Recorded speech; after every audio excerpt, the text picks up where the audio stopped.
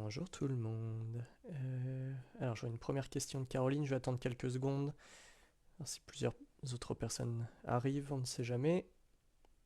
Mais on va quand même assez rapidement enchaîner, parce qu'il est déjà 14h03. Alors n'hésitez pas, encore une fois, posez vos questions sur le live, sans souci. Oui Désiré, je réponds aussi pour les dossiers de soins, sans souci. Que ce soit les dossiers de soins seuls ou la partie facturation des dossiers de soins. Justement, ce live est fait pour que je réponde à toutes ces questions, sans problème. Je peux aussi répondre à des questions sur les autres services de Calendridel, hein, puisque Calendridel propose d'autres services comme les petites annonces, le forum, la génération de contrats, etc. Il n'y a pas de problème, mais normalement, on est un peu plus centré sur tout ce qui va être dossier de soins infirmiers et par extension la facturation des dossiers de soins infirmiers. Donc n'hésite pas, Désiré, à poser toutes tes questions. Alors, Caroline, première question. Pour l'utilisation du logiciel de facturation, il faut un TLA de nouvelle génération. Alors la réponse est oui. On appelle d'ailleurs plus ça un TLA. Les TLA, c'est vraiment le terme qui était employé pour les lecteurs, on va dire, d'ancienne génération. Donc les nouveaux logiciels, et de toute façon tous les logiciels au fur et à mesure, doivent passer à l'utilisation des lecteurs de nouvelle génération, qui ne changent pas grand-chose des TLA. La seule différence, c'est qu'il n'y a plus ce passage de devoir charger des informations dans le lecteur pour ensuite les décharger sur le logiciel. En fait, maintenant, avec les nouveaux lecteurs, les informations de la carte vitale sont directement transmises sur le logiciel. Donc, c'est-à-dire que on est chez le patient, on a notre petit lecteur nouvelle génération qui est connecté en Bluetooth à notre téléphone, et en fait, on met la carte vitale du patient dans le lecteur, et sur l'application Calendridel, on clique sur lire carte vitale, et en fait, directement sur l'application, on va retrouver les informations de la carte vitale.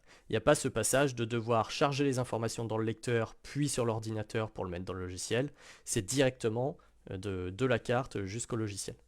Ce qui permet notamment de récupérer directement les informations de la carte chez le patient, mais aussi de directement facturer chez le patient, de sécuriser, etc. sans souci, sans avoir à passer par la case, il faut que je fasse tout sur l'ordinateur et que je charge dans mon TLA. Voilà, c'est un peu l'avantage des lecteurs nouvelle génération. Quand on a été habitué, comme moi et beaucoup d'autres ici, au TLA pendant des années et des années, ça fait toujours un petit peu peur le changement. Et finalement, une fois qu'on s'y est mis, eh ben, on est bien content. Puisque pouvoir tout faire de chez le patient quand on a besoin, c'est quand même assez pratique.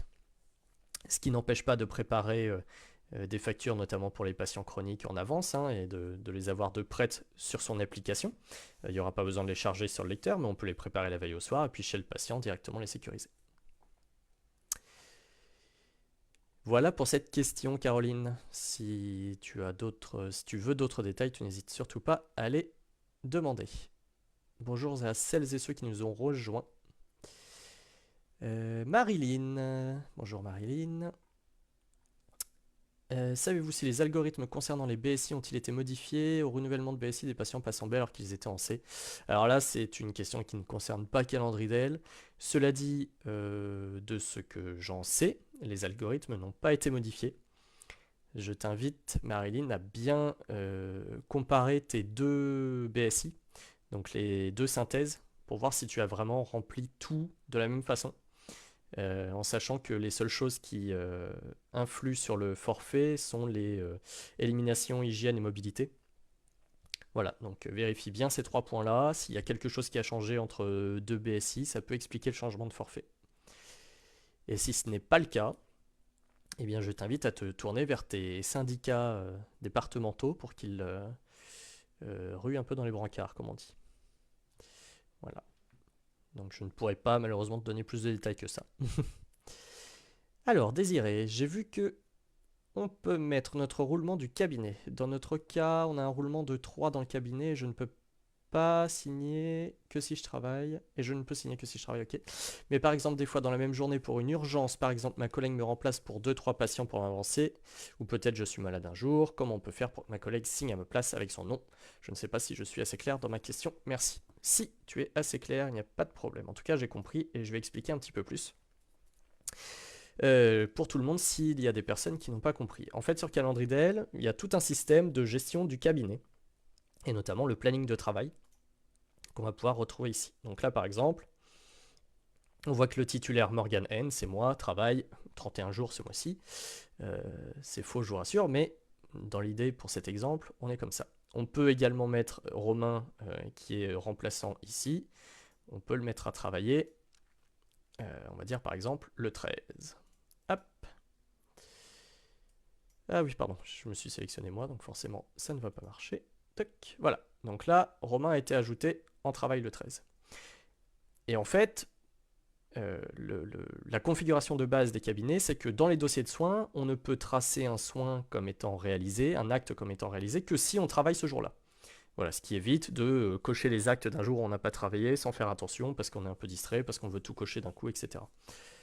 Cela dit, cette configuration-là peut être changée, on peut enlever cette restriction pour pouvoir cocher quand on veut sans se baser sur le planning. Si par exemple on ne veut pas tenir le planning sur calendrier d'elle, il n'y a pas d'obligation. Mais si on le tient, du coup, pour répondre à ta question désirée, la seule façon de faire en sorte que ta collègue puisse cocher des actes, c'est de s'ajouter une période de travail au planning, tout simplement. Ce qui n'est pas absurde, ce qui n'est pas inadapté, puisque de toute façon, elle travaille ce jour-là, puisqu'elle va aller voir des patients. Et ce qui permet, bon, déjà d'avoir une bonne traçabilité de qui a travaillé quand, et puis pour la comptabilité, savoir combien de jours dans l'année on a travaillé, ça compte notamment dans les frais de blanchisserie. Donc n'hésite pas à me reprendre si je n'ai pas répondu à ta question, mais pour résumer, si ta collègue doit cocher des actes parce qu'elle est allée voir des patients, il faut qu'elle ajoute tout simplement une période de travail pour elle, ou que tu ajoutes une période de travail pour elle sur le planning ce jour-là. Voilà, Désiré. Valérie, je vois qu'il y a des personnes qui nous rejoignent petit à petit, surtout vous n'hésitez pas à poser vos questions dans les commentaires de la vidéo, j'y réponds au fur et à mesure. Voilà, si jamais il y a des choses auxquelles je ne peux pas répondre tout de suite, je vous le dirai, mais en tout cas j'essaye de répondre un maximum. Il n'y a pas de questions bêtes, la moindre petite question ou grande question pourra toujours être utile, déjà pour vous, et puis peut-être pour d'autres personnes qui sont sur place, donc n'hésitez pas. Valérie, comment éditer la DAP? La DAP reste en gris clair. Alors, pour présenter un petit peu pour tout le monde, dans les dossiers de soins des patients, nous pouvons créer directement la DAP, donc la demande d'entente préalable, ou EP, suivant comment on l'appelle. Alors, normalement, c'est pas précisément la même chose, mais bon, dans l'idée, ça se rejoint. Donc, la DAP, elle peut être créée directement dans le dossier du patient, à partir des fichiers du patient. Donc là, je suis dans l'onglet fichier du dossier patient de Nieto Morgan. Et je vois par exemple ici que j'ai une ordonnance du 1er janvier 2025, avec plein d'informations, qui c'est qui l'a prescrite, valable jusqu'à quand, etc. Et donc, si je clique ici, sur le petit bouton d'option, j'ai le bouton Gérer DAP. Et donc, si je clique dessus, j'ai la fenêtre de création de DAP qui s'affiche, sur laquelle je vais pouvoir remplir toutes les informations qui sont nécessaires à l'établissement de la DAP. Sachant que sur Calendriel, on peut aussi dire que la DAP elle a déjà été faite à l'extérieur, que ce soit via un autre logiciel, parce qu'avant on utilisait un autre logiciel de factu, ou parce qu'on utilise un autre logiciel de factu de toute façon, ou parce qu'on l'a faite à la main, etc. Et dans ces cas-là, on coche cette case, et ça permet juste d'avoir la trace du fait que la DAP a été faite, et d'avoir les références de la DAP. Puisque pour information, quand on facture un soin qui nécessite une DAP, etc., dès qu'il y a une DAP de rattacher, les informations de la DAP, donc c'est-à-dire la date d'élaboration, je crois, et en tout cas la réponse qui a été apportée, donc la plupart du temps, pas de réponse, sont envoyées en info de facturation. Voilà. Donc c'est bien, de toute façon, même si on l'a faite à l'extérieur, la DAP, de la tracer dans tous les cas. Et donc, Valérie, tu disais que créer la DAP reste gris, donc tu fais référence à ce bouton, qui en effet reste gris quand il y a des champs à remplir, quand il reste des champs à remplir. Donc quand on fait une DAP, les champs à remplir au minimum, c'est la date d'élaboration de la DAP, les actes réalisés et le nombre de séances. Ça, ce sont des informations qui sont obligatoires pour les DAP. Donc on va mettre un petit peu ce qu'on veut. La plupart du temps, ça va être pour des administrations de traitement psy ou pour troubles cognitifs. Là, par exemple, je vais pouvoir reprendre ce qui a déjà utilisé pour une DAP juste avant. On l'a déjà mis pendant 3 ans, c'est un petit peu exagéré, on va mettre pendant 1 an. Hop. Sachant qu'une DAP, pour information, est normalement valable toute la durée de l'ordonnance. Donc, si vous avez une ordonnance d'1 an, la DAP est valable 1 an. Si vous avez une ordonnance de 3 mois, la DAP est valable 3 mois. À la prochaine ordonnance, il faudra refaire une DAP pour la nouvelle ordonnance. Et ici, il faut justifier les éléments médicaux, et donc c'est ici qu'on va apporter toutes les informations sur les troubles du patient. Notamment troubles anxio-dépressifs, avec antécédent de passage à l'acte, par exemple. Voilà. Et c'est ça qui va justifier notre acte, en fait. Quand la DAP est lue du côté médecin conseil, bien sûr, mais on va partir du principe qu'elle l'est. Et c'est ça qui justifie le fait que le patient a des troubles psy ou a des troubles cognitifs. L'ordonnance du médecin n'a pas à préciser le fait qu'il y ait des troubles psy ou des troubles cognitifs, puisque de toute façon c'est du secret professionnel, et que les ordonnances passent par le service administratif de la sécurité sociale qui n'a pas à avoir accès à ce genre d'informations. Alors que la DAP, elle, va directement chez le médecin conseil qui, lui, a besoin d'avoir accès à ce genre d'informations. Donc c'est là-dedans qu'on va préciser les différents troubles. Et tout en bas, alors après on peut remplir les autres informations, quand est-ce qu'on envoie la DAP, quand est-ce qu'on a reçu la réponse, ça on va pouvoir le remplir plus tard aussi s'il y a besoin. Et tout en bas, il faut cocher la case de confirmation en disant que j'ai bien vérifié ce que j'ai rempli, et donc je peux créer la DAP. Et là tu vois Valérie, mon petit bouton devient bleu. Pour information sur Calendridel, on a mis cette option-là que vous voyez, où en fait, quand on va créer la DAP doit toujours être envoyée par courrier postal au médecin conseil. Toujours. Aujourd'hui, voilà, il n'y a pas de dématérialisation de la DAP. Espérons que ça vienne un jour, mais pour le moment, ce n'est pas le cas. Donc, dans tous les cas, il faut l'envoyer par voie postale. Et sur Calendridel, on a aussi permis que le volet A de la DAP soit scoré. Et donc, dans ces cas-là, il est envoyé pendant la télétransmission. Sur le volet A, il n'y a pas d'information de ça, là, d'éléments médicaux, etc. Donc ça peut passer par le service administratif de la caisse sans souci. Et ça montre qu'il y a bien une trace de DAP, que la DAP, elle a bien été faite. Normalement, elle a bien été envoyée. Voilà, c'est juste un petit bonus pour dire je sais que cet acte est soumis à DAP et la DAP, elle est faite. Voici la preuve, il y a le volet A ici. Et vous le retrouvez normalement dans vos documents chez vous à la Sécu. Voilà. Donc là, si je fais confirmer, ma DAP, elle est créée, et donc sur mon fichier ordonnance du 1er janvier, je retrouve les infos ici. La DAP, je peux la voir avec l'ordonnance qui suit. Je peux la télécharger, etc. etc. Voilà Valérie. J'espère avoir répondu. Si ce n'est pas le cas, n'hésite pas à me faire préciser.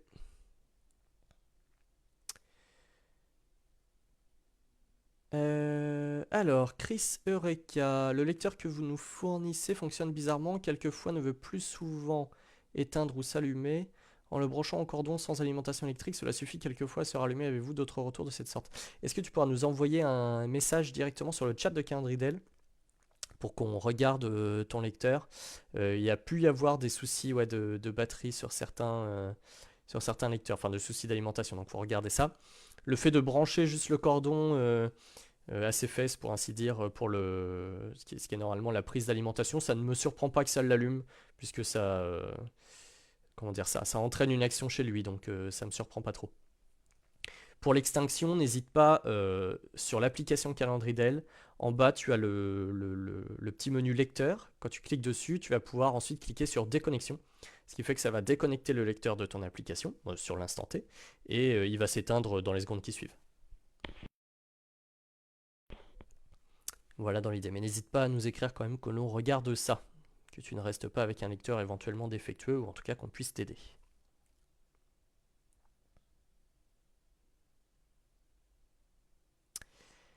Alors, Christine, comment faire pour un patient qui est en HAD pour faire et éditer les factures à adresser à l'HAD? Alors, sur Calendridel, un patient HAD ou un patient, je vais dire classique, lambda, ça ne change rien. On peut créer son dossier de soins, on peut créer ses suivis de soins, etc. sans problème. La différence va se trouver dans la façon de programmer les soins. Donc là, je vais programmer un soin chez Nieto Morgan, par exemple. Là, je suis dans l'onglet soins, ajouter un soin. Je vais mettre soin HAD histoire de faire très original. Je vais le programmer d'aujourd'hui à demain, on s'en fiche. À 9h45 sur ma tournée 2, par exemple. Et c'est un petit peu plus bas, dans le champ nature et exonération, que je vais sélectionner l'option HAD SIAD. Ok. Là, on va pouvoir mettre, je sais pas, n'importe quoi. Hein. On va mettre un pansement. Hop. Ce qui fait qu'en fait, mon soin, ce soin-là, quand je vais le cocher comme réalisé, etc., il sera jamais proposé à la facturation à télétransmettre. Donc, il sera proposé à la facturation. On va pouvoir créer une facture pour ce soin. Mais en tout cas, Calendridel ne cherchera jamais à dire ça, c'est une facture à télétransmettre. Ce qui permet d'éviter quand même un petit peu les bourdes. Donc là, on retrouve bien mon soin HAD, du 13 au 14 à 9h45, en HAD SIAD, à AMI 2. Si je vais voir sur le diagramme de soins de mon patient, je vois mon soin HAD, aujourd'hui le mercredi 13 à 9h45, je vais pouvoir le cocher. Donc là, mon soin est réalisé. Et donc pour te montrer un petit peu plus loin, Christine, quand je vais le facturer, donc là j'ai ouvert la fenêtre d'information de l'acte, quand je vais facturer cet acte-là, donc là ça me dit juste qu'il manque des infos de prescripteur parce que j'ai pas mis de score, etc. Mais on va dire qu'on facture tout tel quel. Ça va de toute façon nous créer juste une facture au format papier. Donc jamais ça ne va essayer de te créer une facture sécurisée, dégradée, etc. puisque c'est une prise en charge HAD SIAD. Ok. Tu factures, ta facture est créée. Et d'ailleurs si je vais la voir là, en cliquant ici, j'ai ces informations hors télétransmission, format papier pour HAD SIAD. Et donc là, si je veux, je peux l'imprimer, je peux imprimer la feuille de soins. On va quand même aller voir. Donc là, je suis dans le dossier patient, j'ouvre le menu du dossier patient. Je vais pouvoir aller voir dans ces factures. Donc je retrouve ma facture ici. Si j'en avais plusieurs à imprimer, je pourrais toutes les cocher, comme je vais le faire là. Dans mes actions en bas, sélectionner feuille de soins facture. Et ça m'ouvre de quoi télécharger directement le fichier ou afficher le fichier. Donc je peux par exemple générer les factures.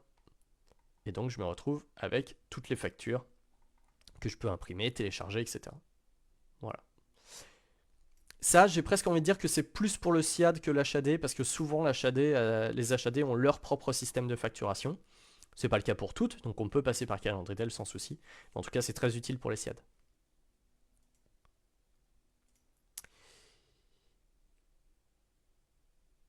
Voilà Christine, n'hésite pas à dire si je n'ai pas été assez complet sur cette question-là. Mais en tout cas, comme tu le vois, tu peux programmer des soins HAD sans souci, sans avoir peur de les télétransmettre par erreur. Voilà, sans problème. Cynthia, problème pour défacturer une facture. J'ai eu des indus pour des factures que j'avais défacturées pour les modifier. Comment modifier une facture avant de télétransmettre sans problème? Alors, une facture, à partir du moment où elle est sécurisée, donc du coup, sécurisée, ça veut dire qu'elle a été signée notamment par la carte vitale du patient, on ne peut plus la modifier. Puisque, en fait, c'est comme si tu avais montré un contrat à quelqu'un, qu'il a signé, et que derrière, tu voudrais modifier ce contrat. Tu n'as pas le droit, tu peux pas. C'est pas possible. Parce que lui, il a signé un contrat, en l'occurrence là, du coup, c'est une facture qui a été signée en l'état, dans l'état dans lequel elle était. Donc, dans ces cas-là, il faut en effet la défacturer. Pour défacturer une facture, on va ouvrir sa fenêtre d'information en cliquant sur son numéro qu'on peut retrouver un petit peu partout. Donc là, notamment sur la liste des factures, je vais ouvrir la facture 9000 machin 24. Et tout en bas, je vais retrouver le bouton défacturer. Ici, je vais devoir confirmer que je veux bien défacturer, c'est pour éviter les enquiquinements. Et notamment, on voit ici que si les actes de cette facture ont déjà été réglés, notamment par une caisse, on prend un risque de se voir recevoir des indus, etc. si on les refacture derrière. D'accord? Donc voilà.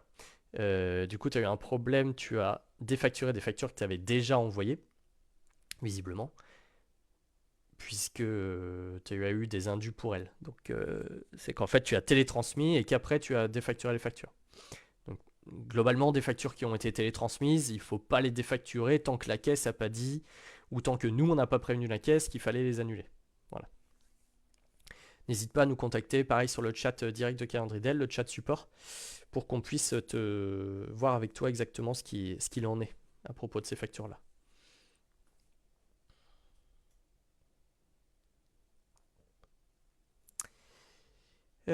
Désiré, je suis nul en facturation, mais non, personne n'est nul.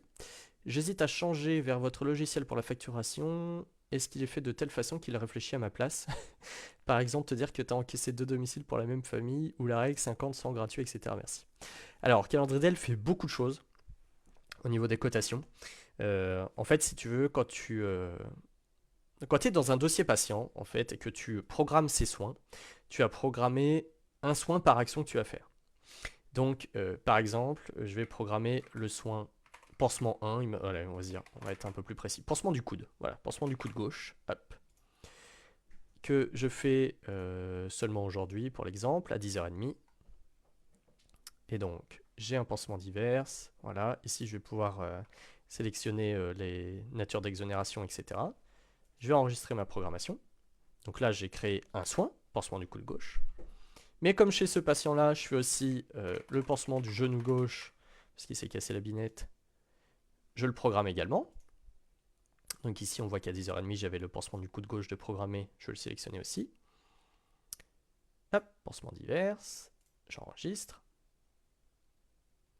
Donc là, j'ai mes 2 soins qui sont prévus. Pansement coude gauche, pansement genou gauche, aujourd'hui à 10h30.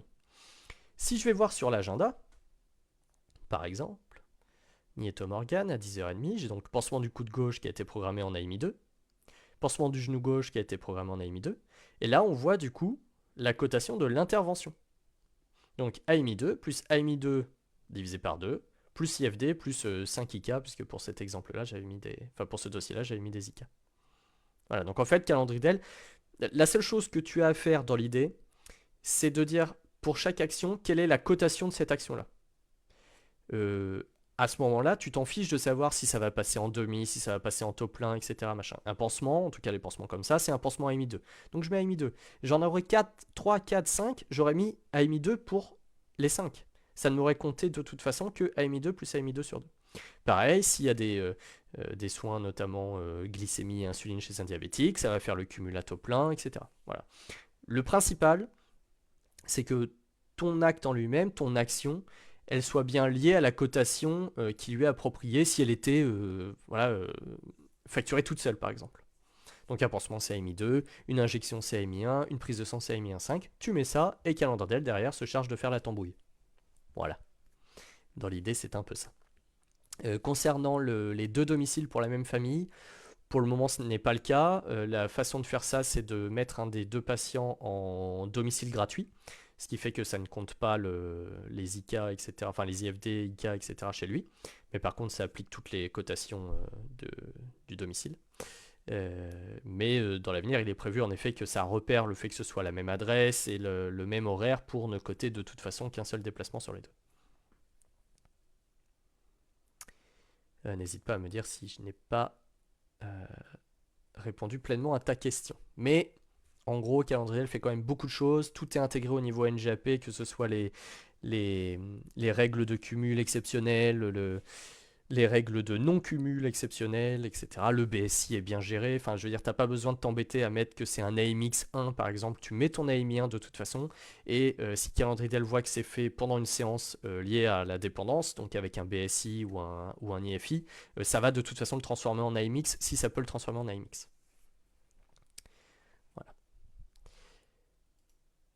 Alors, Valérie, je vais commencer à facturer début février. Mes anciennes collègues m'ont dit que le remplaçant doit valider avec sa propre CPS avec à chaque fois avec le lecteur de chaque remplacé. Ça semble compliqué. Pour moi, je peux facturer pour mes soins ceux de la collaboratrice et ceux de mon remplaçant quand il me remplace seulement, et pas quand il a remplacé ma collègue. Alors, je suis pas sûr d'avoir tout compris, mais pour une réponse un petit peu généralisée, ça a toujours en fait été un peu comme ça que le remplaçant doit sécuriser ses soins. Dans la pratique, par contre, jusqu'à il n'y a pas si longtemps, les caisses étaient très laxistes à ce sujet. Il y avait déjà pas beaucoup de remplaçants qui avaient de CPS parce que ça s'est quand même démocratisé que ces dernières années. Donc il aurait fallu passer que par des feuilles de soins. Et dans la pratique, du coup, tout ce qui était dégradé ou facturation des acteurs remplaçants par le titulaire, ça passait, il fermait un peu les yeux. Ce n'est plus le cas. Les caisses sont de plus en plus regardantes là-dessus. Elles ont de plus en plus mis le haut là et fait des alertes, etc. Le GIE, qui gère un petit peu toutes les règles Sésame Vital, tout ça, a émis des alertes aussi en disant attention, parce que les remplaçants, il faut quand même qu'ils sécurisent avec leur propre CPS. Donc sur Calendridel, on s'est mis un petit peu au diapason. Et en effet, autant une facture peut être créée par n'importe qui dans le cabinet, il n'y a pas de souci. La facture peut être sécurisée auprès du patient, donc avec la carte vitale du patient, par n'importe qui dans le cabinet, et ça va sécuriser pour toutes les factures qui existent, sans problème, ou sauf si on en décoche, bien sûr, mais dans l'idée, c'est ça. Par contre, avant de télétransmettre, il faudra que le remplaçant, il sécurise, il finisse la sécurisation de ses factures avec sa propre CPS. Donc ça peut être avec le lecteur de sa remplacée, ou de son remplacé d'ailleurs, soyons pas trop genrés, ou avec un autre lecteur sans problème de quelqu'un d'autre du cabinet, ou son propre lecteur, tant qu'il est lié à Calendridel, il n'y a pas de problème. Voilà. Pour ce qui est, comme je le disais, de la création des factures, tu peux créer tes propres factures, celles de la collab, celles du remplaçant, tout ça sans problème. Tu peux les signer au niveau carte vitale avec le patient sans problème. La seule chose, c'est avant la télétransmission, il faudra qu'à un moment, le remplaçant et le collab signent leur propre facture avec leur propre CPS. À ce moment-là, ils n'ont pas besoin de la CV du patient. Sois bien d'accord, la CV c'est la carte vitale, pour les anti-acronymes. À partir du moment où la carte vitale a une fois signé toutes les factures, il n'y aura pas besoin de la reprendre pour chaque personne du cabinet. Okay, les factures sont signées par la carte vitale, derrière il y a juste la signature de la CPS à apposer. Ben, dans ce cas-là, il y a juste besoin de la CPS dans le lecteur. Voilà. Alors, sachant que ça va de toute façon être partout pareil, si ce n'est pas déjà le cas, puisque, encore une fois, les caisses sont de plus en plus regardantes là-dessus, et le GIE aussi, etc. Donc il va y avoir de toute façon des indus et autres qui vont arriver, et ça peut faire mal, puisque en fait, comment dire, la sécurisation via ta propre carte titulaire pour une facture qui n'est pas à toi, c'est illégal. C'est pas réglementaire, c'est pas conventionnel, et derrière les sanctions peuvent être assez lourdes. Voilà pourquoi on s'est mis au diapason. On évite de mettre les gens dans la panade. Alors, Christelle, bonjour, je me suis aperçu que j'ai une somme de rétrocession différente entre le jour de versement auprès de ma remplaçante et le jour où j'ai souhaité valider le bordereau. Comment puis-je faire le virement supplémentaire? Alors, est-ce que j'ai mis de la rétrocession dans ce cabinet? Forcément non. Je vais juste regarder rapidement si j'en ai là. Hop. Rétrocession, on a dit. Tweak. Oui. Ok. Donc, sur Calendridel, pour reprendre un peu globalement la question de Christelle, sur la rétrocession, les rétrocessions se font par rapport à ce qui a été facturé. Donc en fait, sur Calendridel, on rétrocède une facture. Notamment, cette facture, pour le patient marque en ciel, avec le remplaçant IF et le remplacé MN. Donc c'est une facture qui a été faite de 8,30 €. Voilà. Et on va rétrocéder 7,47 €. Ça peut être configuré via les filtres, notamment de la page de rétrocession, règlement et rétrocession. Okay. Ici, on peut mettre par exemple qu'on veut rétrocéder 100% des actes, 90 des déplacements, 90 des DJF, etc. Ou l'inverse, hein, sans souci. Bref, on met ce qu'on veut. Ici, la rétrocession a déjà été faite puisqu'on a la date de rétrocession. On peut d'ailleurs cliquer dessus pour avoir toutes les informations, de savoir qu'est-ce qui a été rétrocédé, pour quel montant. À la base, c'était 4,50 € d'acte, donc ça fait 4,05 € de montant de rétro, etc. Okay. Et en fait, quand on va rétrocéder, Christelle, encore une fois, tu vas rétrocéder une facture ou plusieurs factures. Donc là, j'en ai une. Je fais action, enregistrer la réalisation. Bon, là, il n'y en a aucune de concernée puisqu'elle est déjà rétrocédée. Mais dans l'idée, en fait, tu ne peux pas avoir de différence, puisque ce que tu vas rétrocéder, c'est ce que tu as facturé. Donc en fait, au moment où tu vas rétrocéder, tu sélectionnes les factures que tu veux rétrocéder, Et tu sélectionnes enregistrer la réalisation de rétrocession et ça va te donner le montant que tu dois rétrocéder. Tu peux aussi n'afficher que les factures qui ne sont pas encore rétrocédées, là il n'y en a pas, pour savoir exactement quel montant il te reste à rétrocéder pour ta collègue. Ok ? Donc dans l'idée, tu ne peux pas avoir de différence. Si tu as une différence, c'est parce que tu as regardé d'un côté, par exemple, les actes de telle date à telle date, et de l'autre côté, ici, les factures. Et il peut y avoir une différence si, par exemple, tu n'as pas facturé encore tous les actes. Par exemple, si tu n'as pas facturé tous tes actes du mois de novembre, tu ne vas pas les retrouver ici dans la partie rétrocession. Voilà. Ou inversement, si dans ton idée tu t'es dit tiens je vais lui rétrocéder novembre, mais que ta facture elle va du 20 novembre au 3 décembre, et tu auras forcément des actes de décembre qui seront dans ta facture et que tu vas rétrocéder. Ça là-dessus c'est un peu différent de beaucoup d'autres logiciels qui quand ils ont un système de rétrocession se basent plus sur les actes en eux-mêmes. Nous, on est parti plutôt sur la facture en elle-même, ce qui évite quand même des déconvenus de « Ah bah oui, mais entre-temps, on a changé la cotation, parce que je te l'ai rétrocédé à ce moment-là, mais c'était pas encore facturé, c'était un AMI 2, puis en fait c'est devenu un AMI 4, ou inversement, etc. » Là, au moins, c'est facturé, on sait que c'est facturé, on sait le montant exact, il y aura a priori pas de changement, sauf s'il y a des indus, etc. Mais ça, c'est quand même un cran au-dessus. Donc, ça permet d'être sûr de ce que tu vas rétrocéder. Et donc, tu sors un petit peu du paradigme je lui rétrocède le mois de novembre. Non, tu rétrocèdes toutes les factures jusqu'à telle date, si tu veux, qui n'ont pas encore été rétrocédées. Et voilà, au moins, tu sais que ça a été facturé, que ça a été envoyé si tu te réfères à l'état, si tu veux prendre que celles qui ont été envoyées, réglées, etc. N'hésite pas si je n'ai pas été assez complet sur cette réponse-là, Christelle.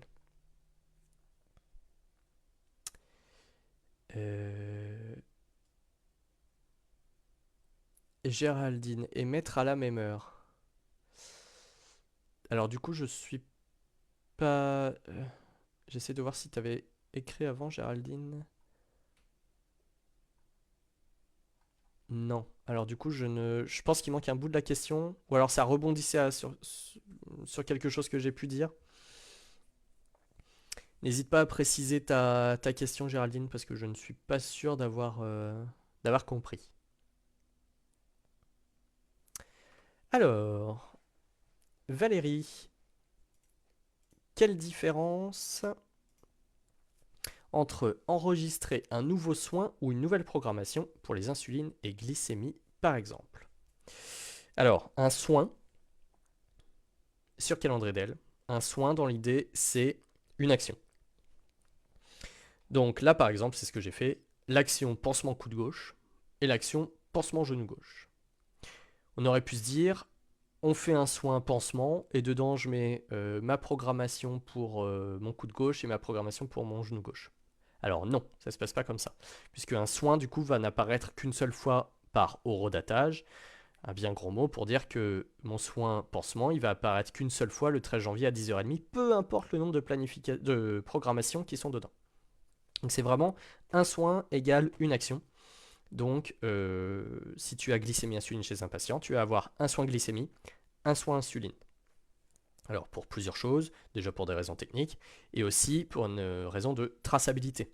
Parce que là, du coup, avoir pansement coude gauche et pansement genou gauche de séparer dans deux soins différents, ça me permet ici d'avoir deux colonnes, pansement coude gauche, pansement genou gauche, et de dire, j'ai fait les deux. Ou alors de dire, ah bah non, ce jour-là, j'ai pas fait le pansement du genou gauche, pour une raison X ou Y, qu'importe. Et là, c'est l'exemple des pansements, mais ça pourrait aussi être pour l'insuline rapide ou même l'insuline lente si le patient a une glycémie beaucoup trop basse et qu'on décide de ne pas faire l'insuline ce jour-là. Voilà. Et donc ça permet d'avoir une traçabilité, j'ai envie de dire une traçabilité fine de ce qui a vraiment été réalisé, quand, par qui, comment, de ce qui n'a pas été fait, etc. Donc ça permet déjà d'avoir des dossiers qui sont vraiment complets. Si un jour on a un contrôle ou un contrôle de sécu ou plus grave, je ne le souhaite à personne mais ça arrive, de pouvoir dire c'était il y a 18 mois, mais ce jour-là, à 10h30, oui, j'ai fait la glycémie, mais non, j'ai pas fait l'insuline. Vous voyez, là sur mon dossier de soins, j'ai bien tracé que je l'avais pas fait. Voilà, ça permet une traçabilité la plus fine possible. Donc après, à quoi servent les différentes programmations au sein d'un soin? Donc par exemple ici j'ai ma programmation du 13 janvier à 10h30, c'est que ça me permet de dire que ce soin-là, pansement de coude de gauche, et ben le 13 janvier c'était à 10h30, mais j'ajoute une programmation, à partir du 14 janvier et jusqu'au 31, c'est tous les jours, mais à 14h30. Voilà, en fait ça permet de décaler des soins, de se dire que finalement ça sera plus cette cotation-là, c'est pareil, aujourd'hui ça aurait pu être, eh ben tiens, un cas typique, je vais changer, c'est pas un AMI 2 en fait, aujourd'hui c'était un bilan de plaies complexes. Hop. Donc aujourd'hui le 13 janvier à 10h30, c'était mon bilan AMI 11, et puis après du 14 janvier au 31 janvier, puisque le bilan ne marchera pas euh, avec un... Tiens, on va mettre un pansement de fistule, hop. Avec un AMI 11, et bien en fait du 14 au 31 janvier, ça sera mon AMI 4. Voilà, c'est pareil. Finalement, après le 31 janvier, parce que le soin continuait, donc on va dire à partir du 1er février jusqu'au 8, et ben finalement, c'est plus un AMI 4 parce que la plaie a assez bien évolué, etc. C'est devenu un AMI 2. Hop. Et voilà. Et les programmations, elles servent à ça. Elles servent d'une part à changer à quel rythme et à quelle heure sont réalisés les soins, au fur et à mesure du temps, et aussi de changer la cotation s'il y a besoin.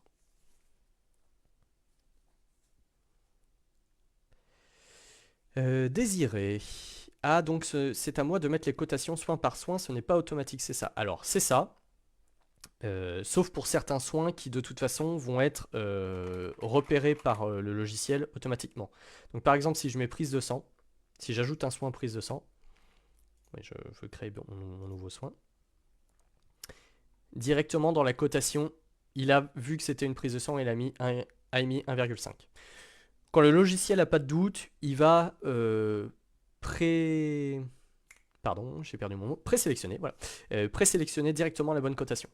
S'il y a un doute, il va proposer toutes les cotations. Et puis ici, on peut faire une recherche, prise de sang, perfusion, voilà. S'il y a un doute, il vaut mieux de toute façon que ce soit à nous de choisir. Parce que si le logiciel choisit un mauvais acte, qu'on a des indus par rapport à ça, ou qu'on a sous-coté ou sur-coté, je suis pas sûr que les gens soient très contents.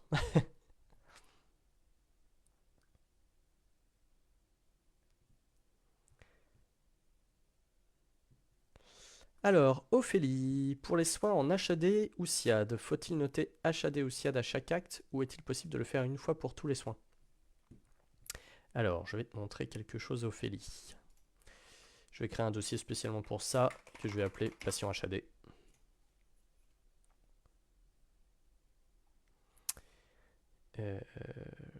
Et je vais mettre soin 1.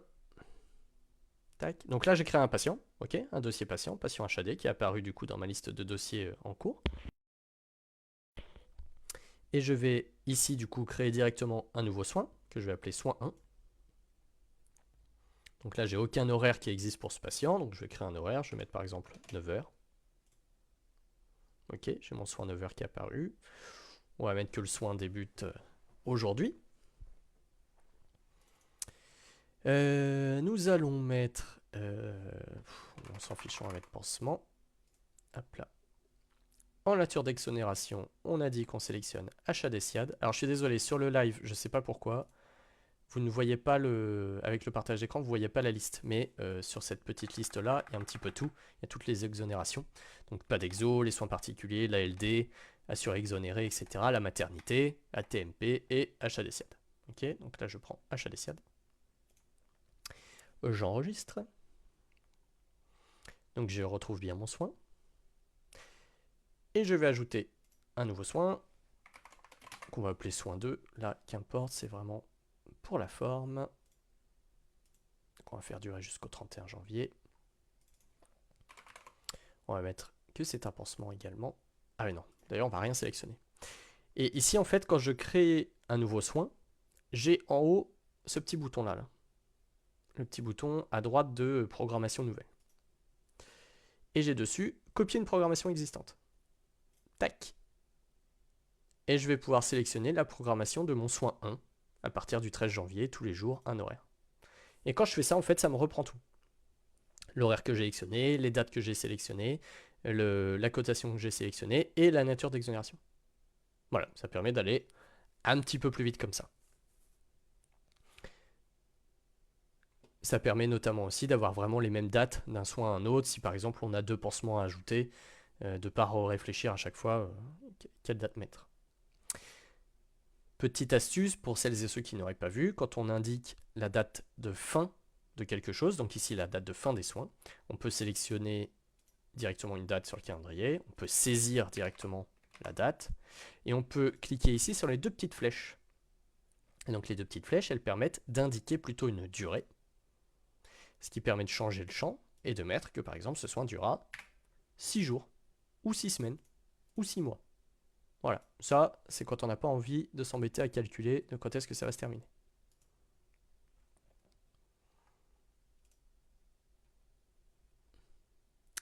Voilà Ophélie. N'hésite pas à me dire, pareil, hein, je dis ça à chaque fois, mais si jamais j'ai répondu un petit peu à côté ou qu'il n'y a pas assez de détails pour vous, vous n'hésitez pas à me reprendre et à me faire préciser, il n'y a pas de souci, on est là pour ça.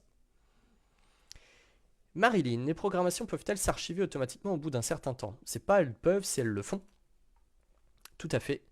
Alors là, je vais la créer tout de suite, donc je ne sais pas si elle va s'archiver maintenant. Mais par exemple, pour mon soin 1, tac, je vais mettre que c'était une programmation du 1 au 16 novembre, par exemple. Donc elle existait à l'époque. Là, on voit que ça a repris déjà les informations du soin, hein.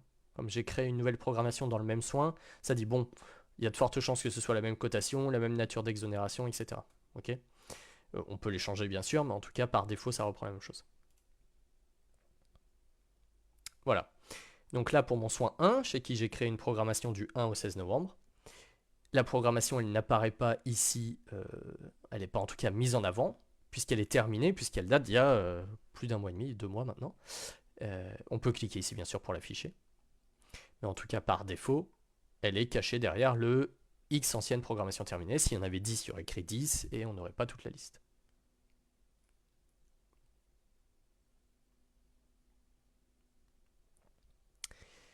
Alors, Valérie. Où peut-on mettre plusieurs numéros de tel? Plusieurs enfants, HD Gypsy, etc. Ok. Donc quand on est dans le dossier du patient, donc là par exemple le patient HAD, on a ici le petit bouton I à côté du menu, hop, qui permet d'ouvrir tout ce panel d'infos du patient.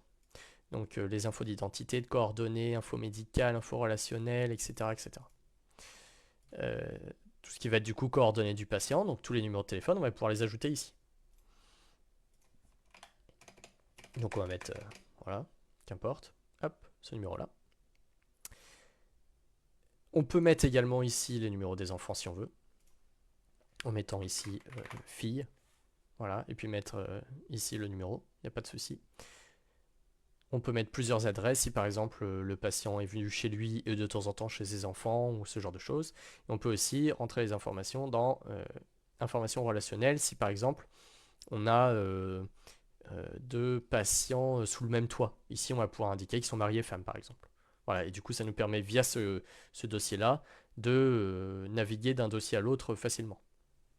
Pareil, on peut indiquer la personne de confiance et ou la personne à prévenir avec, donc on va cliquer ici, hop, le lien, la relation, les numéros de téléphone, les adresses, etc. Voilà, donc ici, globalement, tu vas pouvoir renseigner un petit peu tout. Pour tout ce qui va être HDJ, tout ça, ça va plutôt être dans les informations médicales au niveau des professionnels. Voilà, aucun lien avec un professionnel renseigné. Je peux ajouter un lien avec un professionnel. Est-ce qu'il y en a là dans ce dossier-là? Peut-être pas. Si je mets test. Si, voilà. Donc par exemple, le médecin teste Wong. Hop. Et je peux mettre que c'est son médecin traitant. Voilà. Et donc là, j'ai directement accès à la fiche du médecin traitant Test Wong. Quand je clique dessus, j'ai ces informations. Alors, on va lui rajouter un petit numéro de téléphone pour montrer que ça apparaît ici. 02 02 02 02. Tac, voilà. Et voilà. Donc, comme je le disais, je suis dans le dossier du patient, je clique sur le nom du médecin, j'ai directement son numéro de téléphone qui apparaît. Si j'étais sur l'application, quand je clique sur le numéro de téléphone, ça m'ouvre directement l'appli téléphone. Voilà.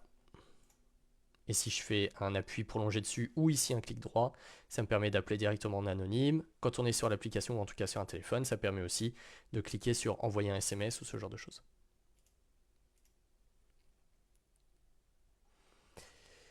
Voilà Valérie, je pense que j'ai répondu à cette question sur les coordonnées. Ophélie, merci beaucoup, mais de rien. Marlène, ce qui serait top, c'est de pouvoir utiliser la même programmation, notamment un bilan 100, mais de pouvoir changer l'heure d'un futur rendez-vous sans que cela ne nous rajoute des soins non cochés les fois d'avant.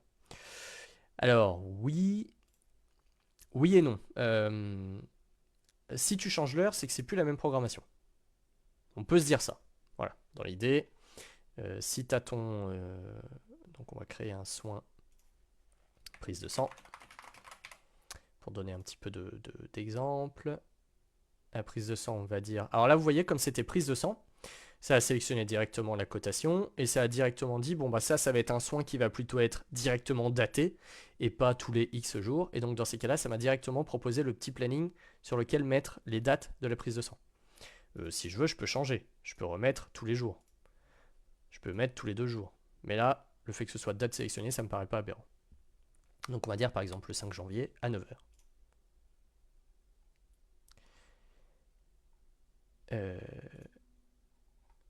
Bah, je me le suis pas... Ah bah si, c'est qu'il est en inactif puisque la programmation est finie. Donc il est là, hop, 5 janvier à 9h.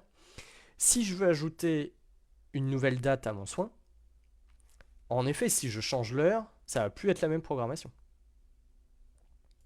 Là, si je veux dire, bon bah je l'ai vu le 5, mais je vais le voir aussi le 28. Si tu rajoutes un horaire, en effet, cet horaire, il va être ajouté pour toutes les dates que tu as sélectionnées. Dans ces cas-là, il vaut mieux, si tu veux changer l'heure, faire une programmation en plus. Ça te reprend les infos que tu avais sélectionnées dans ta précédente programmation, donc ça va quand même assez vite. Et là, tu peux juste te dire, bah non, ça sera pas 9h, ça sera 9h30. Et tu enregistres. Voilà, donc là, dans mon soin, je retrouve ma programmation à 5h, ma programmation... à 9h du 5 janvier, pardon, et ma programmation à 9h30 du 28 janvier. Si par contre, ce patient-là, tu as l'habitude de le voir à 9h, voilà, pendant X temps, des pansements, des trucs comme ça, et puis un jour, bon bah en fait 9h ça n'arrange plus personne, ni toi ni lui, ça va changer à 10h. Là, tu vas pas t'embêter à changer toutes les programmations, à refaire des programmations, etc. Ce que tu peux faire, c'est dans le dossier du patient, dans la partie soins, là où je suis actuellement, c'est cliquer ici sur le bouton liste des horaires. Et quand je clique sur liste des horaires, j'obtiens du coup la liste des horaires du patient, avec le nombre d'utilisations, donc à combien de programmations il est rattaché, la tournée quand on a activé les tournées dans le cabinet. Et je peux ici modifier directement. Donc je rappelle, là par exemple mon soin 1, il est prévu à partir du 13 janvier à 9h. Finalement, 9h ça nous va plus, maintenant ça sera 10. Je modifie l'horaire. Mon horaire a bien été modifié puisqu'il est passé là à 10h. Et il a été modifié sur toutes les programmations. Mais pour autant, ça m'a pas recréé des rendez-vous à 9h pour les dates passées. Ça m'a créé des rendez-vous à 10h que pour les jours qui n'ont pas encore été cochés. N'hésite pas à me dire si c'est pas assez clair. Mais là, tu vois, je retrouve à 10h, 10h, 10h. Alors, je vais être plus parlant, je vais quand même montrer la chose. On l'avait prévu à 9h, donc je remets à 9h. Mon soin 1, il est donc prévu à 9h. Sur mon diagramme de soins, je vais dire qu'hier, mon soin 1, il a bien été fait à 9h. Ok, soin 1, lundi 12, 9h, j'ai coché ici. Mon soin a été fait. Aujourd'hui, finalement, on se rend compte que 9h, ça ira pas du tout. Donc on va mettre 10h30. Je modifie mon horaire. Donc là, on est passé à 10h30. On le voit aussi ici, c'est passé à 10h30. Dans le diagramme de soins, mon soin 1, je le retrouve aujourd'hui à 10h30, mais hier, il n'est pas encadré. Alors d'ailleurs, je vais aller voir même dans l'agenda, ça sera un peu plus parlant. Hop. Tac, tac, tac, tac. Donc on l'avait dit à 9h. Donc Nieto Morgan à 9h, j'ai plus mon soin 1 qui apparaît. Non, pardon. Excusez-moi, je suis sur le patient chargé. Excusez-moi, je reprends. Donc hier à 9h, j'ai bien mon soin 1 pour mon patient HAD qui a été coché et qui est resté à 9h puisqu'elle a été cochée à 9h. Donc il n'y a pas de raison que lui soit décalé. Par contre, je ne le retrouve pas à 10h30. Il n'y a pas un doublon qui a été créé. Alors qu'aujourd'hui, mardi 13, pour mon patient HAD, tac, je vais à 9h. J'ai pas de rendez-vous prévu pour lui à 9h. Vous voyez, là on est 9h, là 10h, il n'y a pas de patient HAD.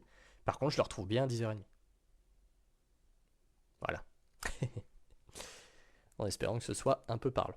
Donc en effet, dans l'idée, si ton patient a un horaire qui change globalement pour tous ses soins futurs, vaut mieux changer directement l'horaire en lui-même et pas chaque programmation. Parce que tu risques de créer des doublons en plus. Alors je bois un petit coup et je lis la prochaine question.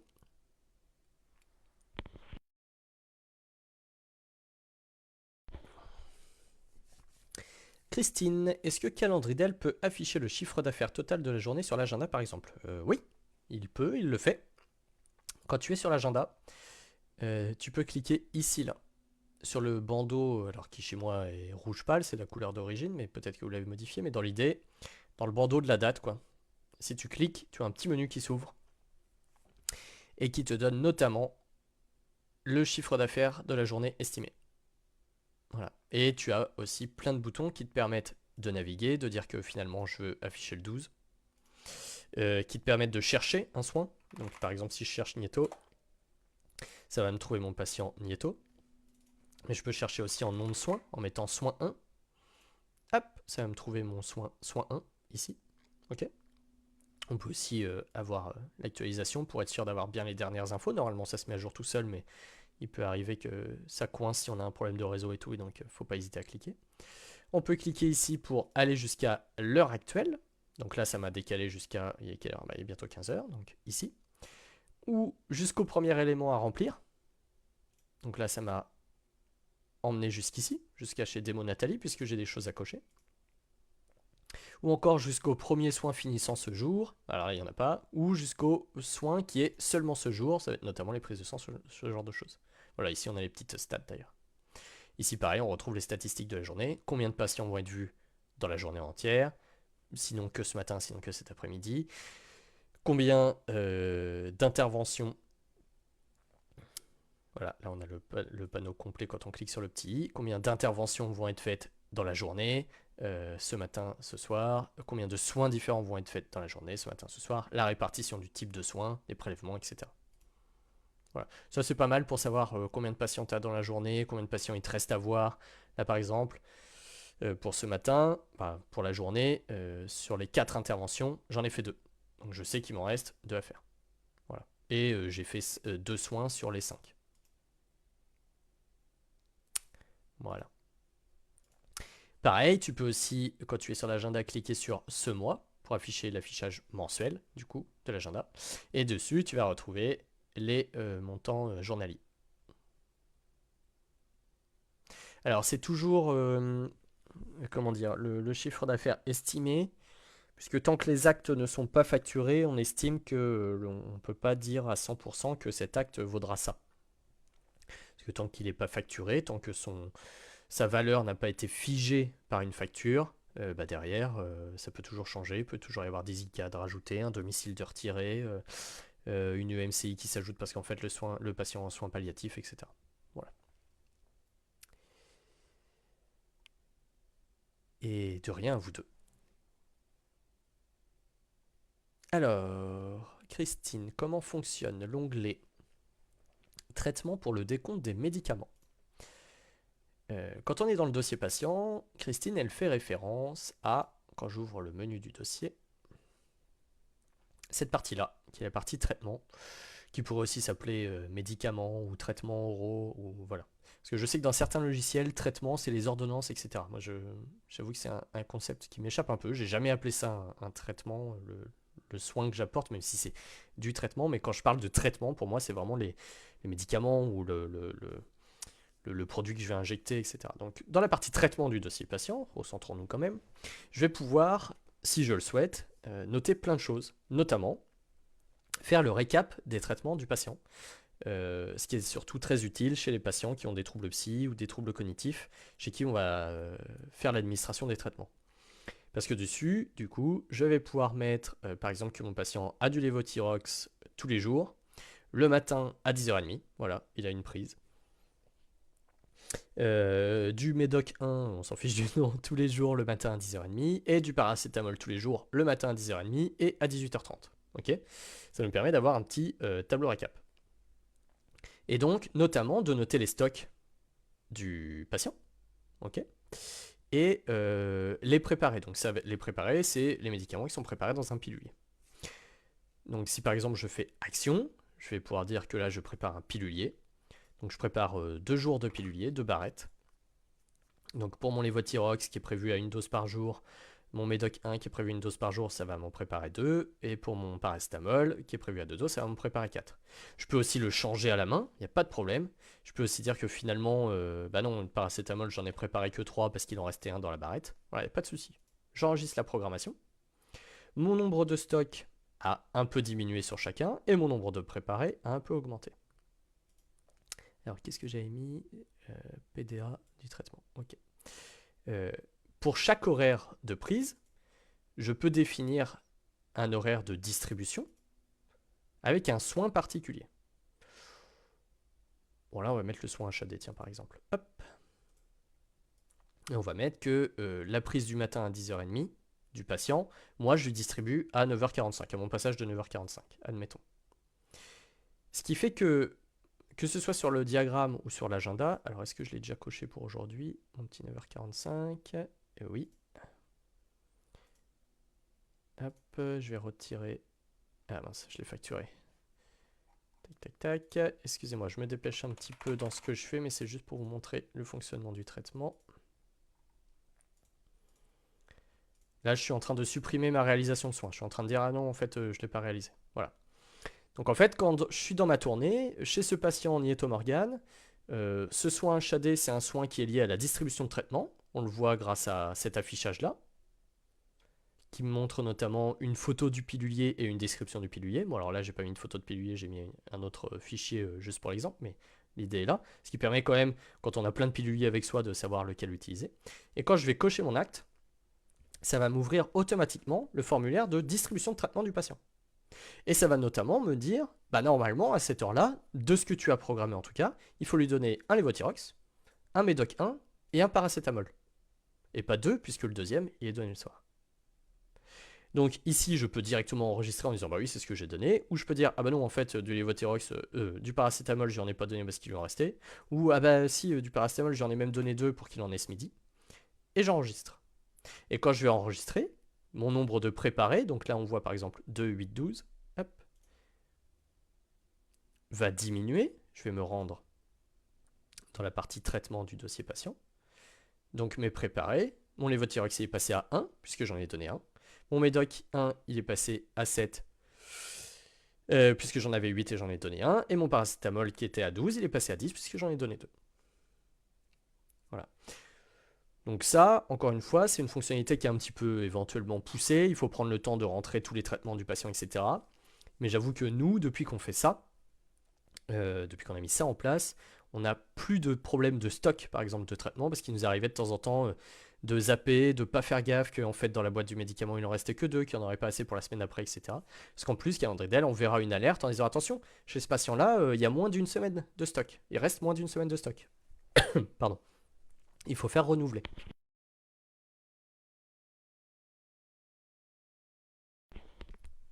Donc là, c'est quand on a la distribution qui est directement liée à un horaire de soins. Donc là, voilà, la prise est à 10h30, la distribution elle est directement liée à mon 9h45 chez ce patient-là. Mais je peux aussi à tout moment, notamment quand je suis sur l'agenda, cliquer sur l'horaire de l'intervention du patient. Au niveau des traitements, ouvrir ici et dire bah j'ai donné un traitement là. Donc distribuer les traitements. Et là je vais pouvoir dire, donc là ça me pré-remplit pas puisque c'est pas le traitement a déjà été donné et que c'est pas un truc automatique, mais je vais pouvoir dire bon bah là à cette heure là moi je vais donner 2 paracétamol. Et ça va aller me les retirer. Donc je peux dire que je l'ai retiré directement des piluliers ou de mon stock que j'ai avec moi. Donc mon stock là qui est à 15, je donne 2 paracétamol à ce patient. quand je vais me rendre dans le récap patient du patient, dans le récap traitement du patient, le stock de paracétamol est donc à 13. Voilà. La partie traitement, c'est voilà, c'est un peu chronophage à la mise en place, faut pas se le cacher, parce que il faut reprendre chaque traitement, etc. Alors il y a des patients qui ont un seul ou deux traitements, donc ça va très vite. Il y en a d'autres qui en ont une dizaine, c'est un petit peu plus long.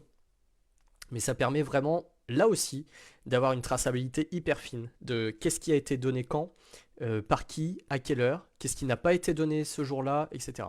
Et donc ça permet, pareil, alors déjà pour soi, savoir que ce jour-là, bah, on n'avait pas donné de traitement, ou que ce jour-là, on en avait donné un en plus pour X ou Y raison. Et puis, en cas de contrôle, en cas de problème X ou Y, de demande du CMP, par exemple, pour un patient de CID, mais ce jour-là, vous lui avez bien donné ça, et est-ce que vous avez bien augmenté les traitements, de dire, bah oui, voilà, dans mon dossier de soins, j'ai bien la traçabilité de ce que j'ai donné, je sais que ce jour-là, j'ai donné ça.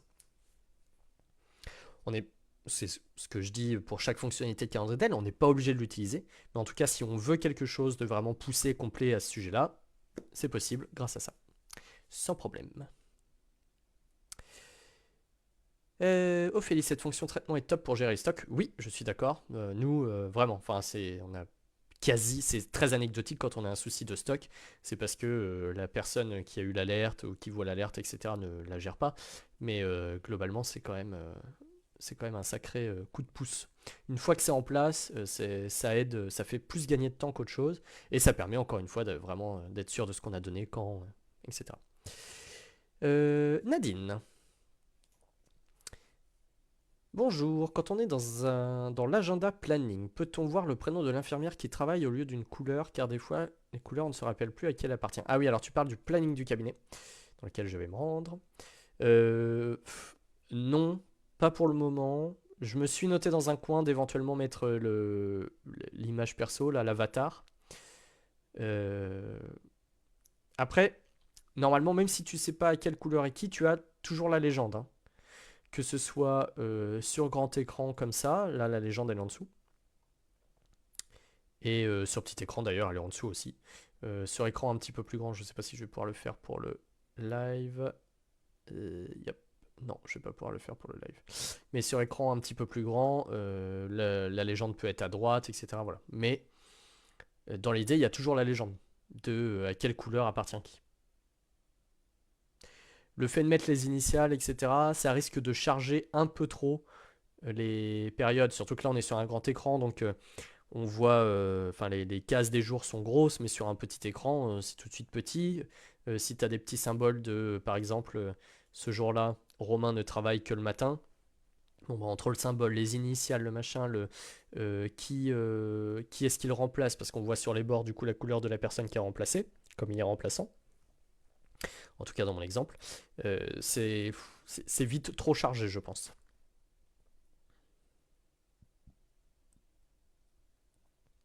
Et tu me diras, Nadine, si du coup tu as un souci pour voir la légende qui est normalement juste en dessous du planning à chaque fois. Par contre, sur l'agenda des soins en lui-même, on voit aussi en haut là, pareil au niveau de ma petite bande de dates, les personnes qui sont prévues à travailler. Donc le matin à gauche, avec les initiales dans la couleur cette fois, et le soir à droite. Donc là, le matin, il y a MN et RD qui sont prévus, et le soir, juste MN. Ophélie, est-ce qu'on peut modifier les couleurs sur le planning pour chaque infirmier? Oui, bien sûr. Alors, tu modifies les couleurs dans le cabinet. Tu modifies pas que sur le planning, du coup. C'est juste ça qu'il faut savoir, c'est que une couleur pour un individu, c'est attribué dans tout le cabinet. Donc cette couleur-là, tu vas la retrouver sur le planning, sur l'agenda, là comme on vient de le voir dans le petit rond de qui travaille, à plein d'endroits où il y a la traçabilité de la personne et où sa couleur est attachée. Donc voilà, tu peux le faire, il n'y a pas de souci, mais ça sera modifié partout. Donc pour faire ça, il faut se rendre dans la gestion et configuration du cabinet, dans la partie individu. Donc là, je suis passé par l'index de mon cabinet, mais je peux aussi directement passer par le menu général, hein. Alors il est en haut à droite sur grand écran, sur l'appli il est en bas à droite, mais c'est le même.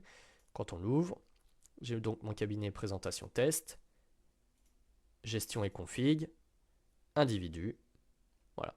Donc là je suis dans la partie de gestion et de configuration des individus. Et je vais pouvoir ici par exemple pour mon test facturier, cliquer et lui dire, bah lui en fait il sera de cette couleur-là. Romain par exemple, je vais le mettre en bleu. Hop, j'enregistre les modifications. Et quand je me rends sur mon planning, mes modifications sont faites. Romain il apparaît bien en bleu. Voilà. Sachant que ça, la couleur, on peut aussi la... Que je dise pas de bêtises quand même, mais normalement on peut aussi la gérer quand on ajoute directement un individu, quand on invite un individu. Donc là, ajouter un autre individu, je vais mettre test. Ouais, voilà, c'est ça. On a directement une couleur aléatoire qui est mise, mais on peut directement la changer sans problème. Voilà. En tout cas, ça change n'importe quand. Il n'y a que les titulaires qui peuvent modifier ça. La partie gestion, configuration, tout ça, c'est seulement les titulaires du cabinet qui peuvent y accéder.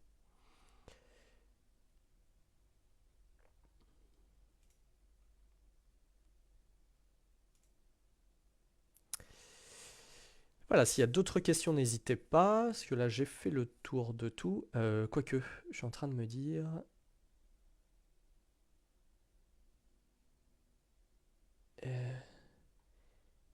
Géraldine...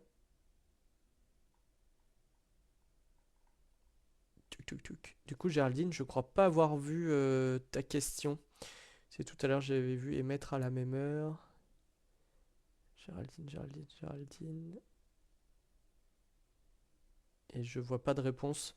Donc si tu es encore là, n'hésite pas à préciser ta question. Cécile, je ne connais pas le logiciel. Ce n'est pas un défaut, en tout cas pas un très gros. Mais y a-t-il un accès remplaçante? Oui, tout à fait. Oui. Alors, il y a un accès remplaçant. Il y a un accès étudiant infirmier. Il y a un accès facturier. Il y a un accès, on va dire, secrétaire, mais plutôt lié à l'accès facturier. Enfin voilà.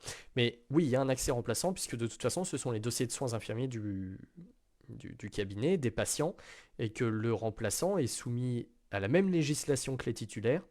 Et la législation infirmière dit que l'infirmier doit tenir son dossier de soins infirmiers. Et il doit tenir un dossier de soins infirmiers pour chaque prise en charge. Et pas juste pour les patients chroniques, juste pour les prises en charge un peu dures, etc. C'est chaque prise en charge qui doit avoir son dossier de soins infirmiers. Donc bien sûr, le remplaçant a son propre accès. Chaque personne a un accès individuel sur le calendrier d'elle et rejoint donc un cabinet. Et en fait, les dossiers de soins des patients sont liés au cabinet. Le remplaçant, donc il fait comme les titulaires, il trace ses actes, il dit ce qu'il a fait, pas fait, etc. Il écrit ses transmissions, il trace ses constantes, etc. L'accès remplaçant, pour information, est gratuit, en tout cas pour les remplaçants non installés, qui sont porteurs d'une autorisation de remplacement délivrée par l'ordre infirmier. Et pareil, l'accès étudiant infirmier est gratuit, l'accès facturier est gratuit. Donc oui, il y a bien un accès remplaçant, et je ne vais pas dire qu'il est obligatoire, parce qu'on ne peut jamais obliger quelqu'un à utiliser un outil, mais à partir du moment où l'outil est présent dans le cabinet, c'est quand même dommage pour le remplaçant, surtout s'il a un accès gratuit, de ne pas l'utiliser, parce qu'en plus c'est quelque chose qui va lui être extrêmement utile, parce qu'il va retrouver dessus toutes les informations du patient, toutes les ordonnances, etc. On n'est pas censé, nous, en tant qu'infirmier, aller chez un patient et faire un Lovenox 04 parce que le titulaire nous a dit qu'il y avait un Lovenox 04. On est censé voir l'ordonnance. Donc avoir, et si elle n'est pas sur place, c'est quand même un peu dur, et donc avoir des dossiers notamment informatisés sur lesquels tu peux tout retrouver, toutes les coordonnées du patient, savoir quel médecin il a, etc. C'est quand même hyper pratique, notamment pour les remplaçants, pour tout le monde, hein, pour les titulaires et tout, mais quand j'ai fait les dossiers de soins, notamment le suivi de tournée via l'agenda, etc., il a vraiment été pensé avec l'idée de, voilà, je suis en tournée, je vois mes patients, je coche mes actes au fur et à mesure, on n'est pas obligé de le faire, mais voilà, je sors de chez Madame Demo, je coche que j'ai fait ses traitements, etc. Mince, j'ai un accident de voiture, je peux pas repartir, il faut que mon ou ma collègue me remplace au pied levé. Et bien il a juste à ouvrir Calendridel et il sait directement quel patient j'ai vu, où est-ce qu'il doit aller, ce qu'il doit faire, il a les ordos, etc. Donc pour les remplaçants, j'ai presque envie de dire que c'est royal. Voilà. Ça l'est pour tout le monde, mais notamment pour un remplat qui connaît pas les patients sur le bout des doigts, qui a 3-4 tournées différentes parce qu'il fait 3-4 cabinets, qui est là qu'une seule fois par mois. et ben à n'importe quel moment, s'il a une journée de travail de prévu, il peut accéder au dossier, reprendre un peu connaissance du dossier, savoir ce qu'il devra faire, etc. Donc c'est quand même, je trouve en tout cas, et c'est ce que les remplaçants qu'on a pu avoir jusqu'à là m'ont rapporté, hyper pratique. Alors, Ophélie, combien de temps faut-il pour pouvoir passer sur votre logiciel de facturation et recevoir le lecteur? Tout le processus de souscription, etc., se fait directement sur Calendridel. Donc ça, c'est très rapide. En 5 minutes, si tu lis le contrat, etc., voilà, c'est fait. Nous, derrière, on valide le contrat. Donc ça, c'est pareil, ça prend quelques minutes le temps qu'on check les infos. Et on t'envoie le lecteur dans la foulée qui met, selon les délais de la poste, entre 2 et 4 jours à arriver. Donc en gros, 2 et 4 jours ouvrés. Donc j'ai envie de te dire qu'en maximum une semaine, t'es lancé. Il n'y a pas de période de ah bah il faut que de notre côté on installe la base de données, machin, tout ça. Non, non, c'est très rapide tout ça, il n'y a aucun problème. À partir du moment où tu as souscrit à la facturation, tu as accès au dossier de soins si jamais tu n'avais pas pris les dossiers de soins seul avant. Donc tu peux déjà commencer à t'amuser, ajouter des dossiers patients, etc. Et à partir du moment où tu reçois ton lecteur, tu peux facturer directement, il n'y a pas besoin d'attendre quoi que ce soit. Donc c'est relativement rapide. Sachant que le délai de livraison entre 2 et 4 jours ouvrés, on est généralement plus près des 2 jours que des 4, mais ce sont les délais officiels, donc on est obligé de dire ça comme ça. Nadine, où est-ce que je peux avoir la même configuration que toi avec les patients actifs à gauche de l'écran? Eh ben, tout le temps, il n'y a pas d'autre configuration de toute façon. La seule chose, c'est que quand tu es sur petit écran, la liste de gauche, elle est fermée par défaut. Mais en haut à gauche, sur ta liste de raccourcis, là, tu as les... Toi, si tu es sur petit écran, tu as... Tiens, je vais essayer de mettre un petit écran. Tac. Voilà. Donc là, vous voyez pas grand-chose, normal, je pense, mais quand tu es sur petit écran, tu as juste des icônes, et donc ton icône en haut à gauche, c'est l'icône patient, et sur laquelle tu cliques, et tu as ta liste de patients. Voilà.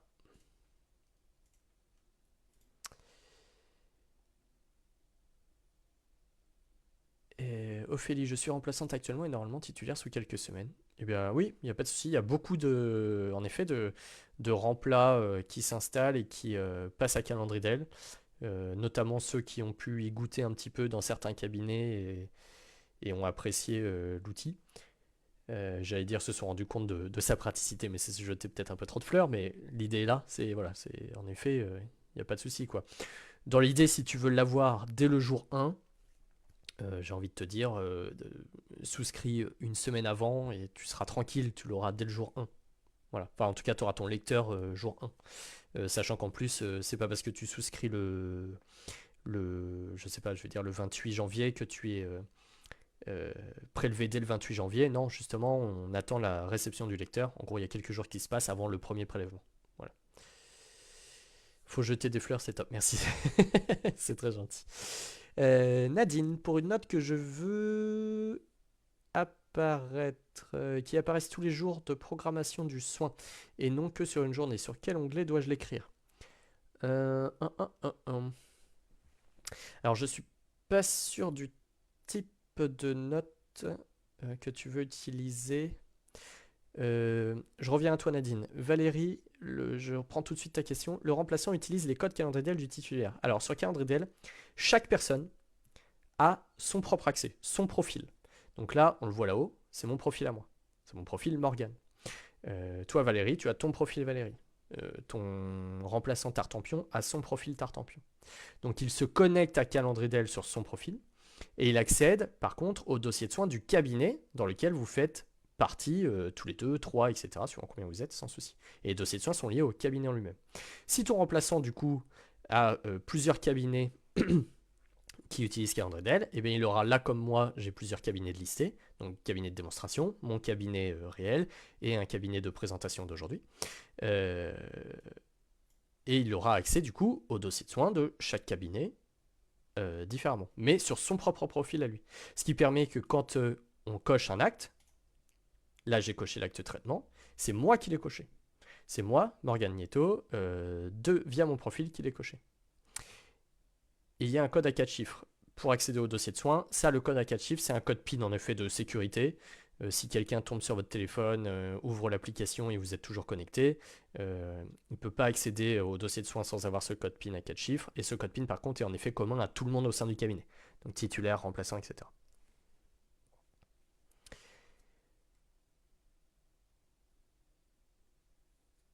Alors, du coup, Nadine, pour une note que je veux voir apparaître tous les jours. Alors, il y a plusieurs systèmes de notes, Nadine, donc je suis pas sûr de savoir de quoi tu parles exactement. Mais partons du principe, je vais montrer toutes les notes qui existent. Au niveau du soin en lui-même, le soin diabète, là par exemple, je vais pouvoir ajouter ce qu'on appelle un détail de soin. Donc, je modifie mon soin. Là-haut, j'ai le petit engrenage, modifié.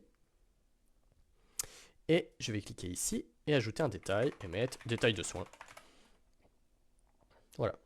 Hop, juste ça pour l'exemple. Et en fait, sur mon agenda, à chaque fois que ce soin va être listé, il y aura le détail de soin. C'est pareil, on peut mettre un, comment dire, un détail sur une programmation elle-même, pour qu'elle n'apparaisse que sur toutes les dates de cette programmation-là. Donc, détail de programmation. Bon, là, on va avoir une petite cascade de détails, mais l'idée est là quand même. Hop, voilà, on a le détail de soin et le détail de cette programmation-là.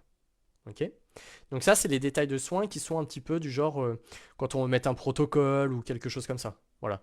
Si on veut dire, bah, par exemple, une injection d'insuline rapide, si on veut directement noter dessus, voilà, entre 1 et 1,20, on n'en fait pas. À partir de 1,20 jusqu'à 1,30, on fait 2 unités. Voilà. On peut le noter dans les détails, ce qui permet que ça apparaît toujours au niveau du soin en lui-même. Toi, tu parles a priori d'une note comme ne pas oublier de valider sur Tréma et en plusieurs remplaçantes. J'ai fait une fois et ne sais plus comment j'ai fait. Ok.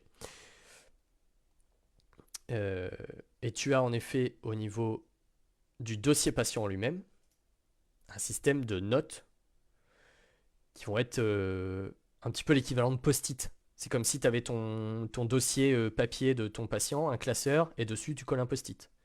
Par exemple, bon bah voilà, euh, pour ce patient-là, attention au chien, tiens. Hop. Ou alors un peu plus parlant, tiens. Rendez-vous médecin traitant. Je vais mettre que c'est pour le 15 à 8h40 et je vais mettre qu'il faut me le rappeler à partir d'hier. Tac, on va créer la note. Ce qui fait que pour Madame Demo Nathalie, à 8h40, j'ai toujours ma petite note à venir pour le 15 janvier à 8h40, rendez-vous médecin traitant. Demain, 14 janvier, à venir au 15 janvier, RDV médecin traitant.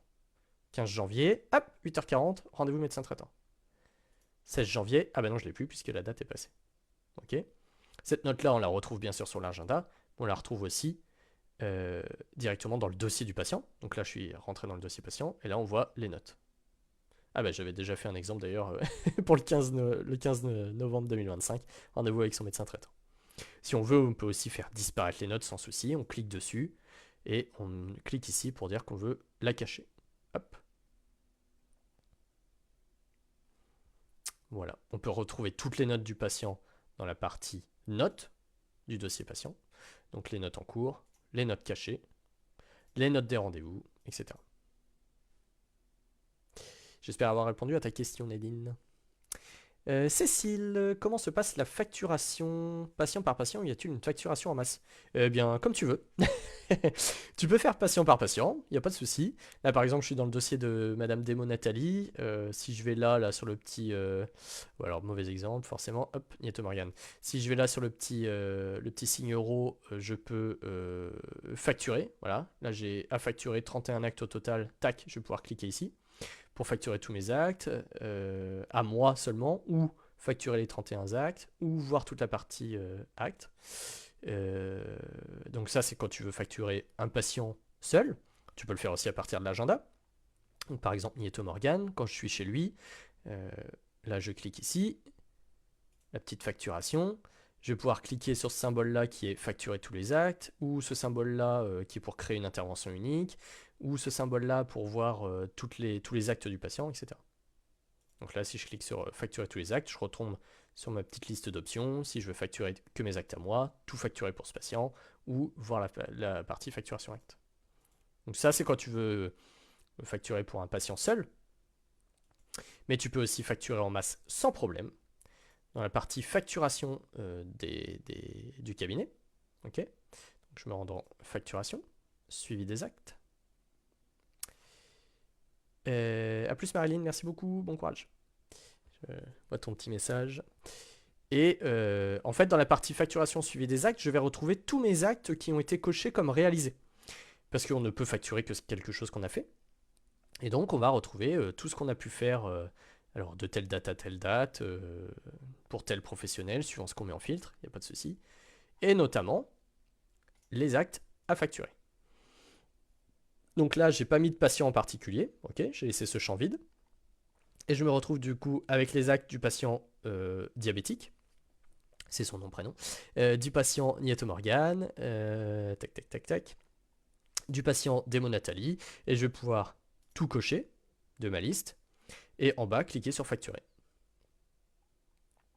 Donc là, ça me calcule un petit peu tout, ça me dit s'il y a des erreurs, s'il manque des ordos, etc. Et ça me liste pour chaque patient s'il y a des erreurs ou pas. Voilà, donc tu peux faire un peu de la facturation de masse, avec la limite quand même qu'une fois que tu as sélectionné tous ces patients-là, tous ces actes-là que tu vas faire facturer, quand tu vas avoir réglé tes soucis ou que tu vas faire facturer tel quel, tu vas facturer quand même, tu vas avoir une fenêtre patient par patient. Ok? Alors, il y a une petite option. Quand tu as plusieurs patients de sélectionner, on va faire facturer tout tel quel, qui est celle-ci, qui est facturée sans vérifier chaque dossier. Si tu es sûr de toi, si tu sais que tous tes tiers payants, machin, tout ça, ils sont déjà bien configurés, qu'il n'y aura pas besoin de les modifier, tu peux faire ça.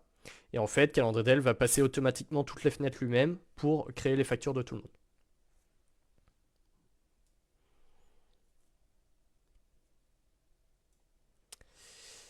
Voilà, Cécile, n'hésite pas si c'est pas assez complet à ton goût. Il y a plein de façons de facturer. Tu peux aussi aller dans le récap patient pour voir un petit peu s'il y a des actes à facturer, s'il y a des factures à sécuriser, etc. Donc pour chacun, donc par exemple les actes à facturer, ça va m'afficher tous les patients chez qui il y a quelque chose à facturer. Et donc directement d'ici, sans aller voir toute leur liste d'actes, je vais pouvoir les cocher, faire facturer les soins, enfin voilà, enfin facturer les actes. Il y a plein de, voilà, plein de petites façons un peu différentes de faire. Donc ne pas hésiter à aller voir les vidéos sur notre chaîne YouTube. Il y en a pas mal au sujet de la facturation. Et puis si jamais tu as des questions, tu n'hésites pas à nous écrire, des questions un peu précises, tout ça, on t'accompagnera sans problème. Ok. Christelle, au vu de la discussion, j'aimerais mettre en place le stock traitement, mais comment faire pour une prise matin et soir? L'option scan du code barre est super. Merci. Oui, en effet, c'est vrai que ça fait pas longtemps que c'est mis ça, et donc ce dont Christelle parle, c'est que quand on ajoute des traitements sur l'application, on peut scanner directement les codes barres des boîtes de médicaments, et ça va directement nous renseigner de quel traitement il s'agit, etc. Voilà, ce qui est quand même plutôt pratique, sachant que ce scan de code barre existe aussi pour ajouter les AMC, donc on peut scanner ce qu'on appelle le QR code, qui est en fait un data matrix, mais directement sur les petites cartes d'AMC. On peut scanner aussi les codes barres des professionnels de santé quand c'est des ordos avec code barre, etc. Voilà, c'est plutôt pratique. Et donc pour revenir à ta question Christelle, au vu de la discussion, j'aimerais mettre en place le stock traitement, mais comment faire pour une prise matin et soir? Alors, je vais reprendre mon petit exemple, ou non, je vais partir de zéro plutôt, pour mon patient HAD. Donc j'ouvre le menu patient en cliquant ici, je me rends dans traitement, aucun traitement pour ce patient, et donc j'ajoute un traitement. Donc on va dire, on s'en fiche, hop, paracétamol. Voilà, exemple tout bête. Ici, ça nous propose de sélectionner un des traitements qui correspond dans la base de données publique du médicament. Alors, c'est pas forcément utile, mais ça permet, quand on ouvre la fenêtre d'information du traitement, d'avoir directement un lien vers cette base de données publique du médicament, qui est un peu le Vidal, hein, on va pas se le cacher. Donc je vais prendre par exemple celui-là. Et donc comme j'ai sélectionné le 1000 mg, ça me pré-remplit ma posologie de 1000 mg, mais si je veux, je peux changer, hein, je peux mettre que non, moi c'est du 500. Bon là, on va laisser 1000. On va dire que ce traitement, il est pris tous les jours à partir d'aujourd'hui et pour une durée indéfinie, donc je ne mets pas de date de fin. J'ai une boîte de 8 avec moi et j'en ai déjà 4 de préparés. Okay. Je veux être alerté quand il m'en reste moins de 7. Et donc je laisse ça. Si je veux jamais être alerté, je mets 0, il n'y a pas de souci. J'enregistre. Et donc là, je retrouve mon traitement paracétamol, 1000 mg, tous les jours, avec mon stock de 8, de 8 et mes préparés de 4, puisque j'ai dit que j'en avais déjà préparé 4. Et donc comme je disais, si j'ouvre la fenêtre d'information du traitement, quand je clique dessus, j'ai ici la référence en base de données publique des médicaments. Et donc quand je clique, je tombe sur la fiche technique du médicament. Bon, ça c'est le truc un petit peu gadget, mais qui peut s'avérer quand même assez utile pour les traitements qu'on n'est pas habitué à manipuler. Et voilà. C'est quand même plutôt pratique de l'avoir directement sous la main, plutôt que d'aller le chercher à la main, etc. Et donc tu parlais d'une prise matin et soir. Donc là, chez ce patient-là, j'ai pas d'heure de prise pour le moment. Donc je vais cliquer sur cette colonne, mais je peux aussi faire Action, ajouter un horaire. Okay, donc si je fais ajouter un horaire, je tombe sur la fenêtre de nouvel horaire de traitement, ce qui est la même de... Ah, si je clique ici. Ok. Donc je vais dire par exemple que c'est 9h. Je vais dire que c'est lié au soin 1 à 10h30. Allez, on va dire que c'est 10h30. Hop. J'enregistre l'horaire. Donc là, j'ai mon horaire à 10h30. Et puis, bah, lui, on le voit aussi le soir. Il a aussi des traitements le soir. Donc, oh, pardon, j'ai fait ajouter un traitement, je vais faire ajouter un horaire. Donc, on le voit aussi à 19h, mettons. Et on va dire que c'est lié au soin 2. Bon, là, on va dire que l'horaire de distribution est 10h30 aussi. Et voilà. Et donc, du coup, j'active la modification des doses pour pouvoir modifier mon petit tableau, qui se met à jour automatiquement au niveau des totaux. Ok, du total tous les jours pour ce médicament-là, du total de cet horaire-là, du total de cet horaire-là, etc. Donc tu ajoutes autant d'horaires que tu veux ici.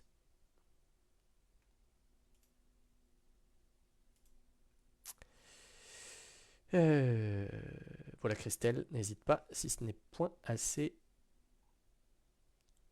détaillé. Ophélie, où peut-on scanner le code barre du médicament s'il vous plaît? En fait c'est quand tu ajoutes un traitement. Quand tu es sur cette page-là, tu as normalement en haut un petit bouton. Alors là, je ne l'ai pas parce que je ne suis pas sur l'application, mais il se trouve sur l'application. Je vais te dire exactement parce que je suis en train d'ouvrir l'appli. Je ne sais même plus où est-ce que j'ai mis mon petit bouton. Alors, traitement. Hop. Ajouter un traitement. Oui, voilà, c'est ça. En fait, ici, à côté de info principale, il y a un bouton QR Code Data Matrix. Et quand tu cliques dessus, ça ouvre directement l'appareil photo, entre guillemets, et tu peux passer le QR code dessus et de la boîte de médicaments. Et si c'est reconnu, ça va directement te pré-remplir les infos, que tu peux toujours modifier, bien sûr. Donc ça va remplir le nom du traitement, quel de médicament de la base de données il s'agit, sa posologie, etc. Mais tu peux le modifier sans problème. Si jamais ce n'est pas assez précis, parce que malheureusement dans la base de données du médicament, les noms sont un peu complets, ouais. Ça c'est le nom officiel. Donc c'est paracétamol codéine Teva 500 comprimé pelliculé. Bon, nous on s'en fiche un petit peu que ce soit comprimé pelliculé, effervescent, machin, mais voilà, ce sont les noms officiels, donc c'est comme ça que ça ressort. Voilà messieurs, dames. Bon, ça fait 1h30 que je vous gave la tête avec toutes mes paroles. Je pense qu'on va s'arrêter là. En plus, il n'y a plus de questions, sauf s'il y a vraiment une question de dernière minute. Il n'y a pas de souci. Mais je pense que c'est déjà pas mal. On a vu plusieurs petites choses. On a survolé certains détails parce que je ne peux pas non plus rentrer dans les détails de tout parce que sinon il faudrait une petite journée de live. Mais ça me semble déjà pas mal. Et puis surtout, à n'importe quel moment, vous n'hésitez pas à nous écrire, notamment sur le chat direct de Calendridel, mais aussi sur notre WhatsApp. Il n'y a pas de problème. On répondra à toutes vos questions avec grand plaisir. Je mets dans les commentaires le lien vers la page contact, sur laquelle vous retrouverez directement le lien soit du chat, soit de WhatsApp, sans souci. Eh bien, je vous souhaite à toutes et toutes une excellente fin d'après-midi. Et puis, n'hésitez pas à nous contacter à la moindre question. Il n'y a pas de souci. Et je vous dis à dans un mois à peu près pour le prochain live. Bon après-midi et merci beaucoup pour votre présence et toutes vos questions.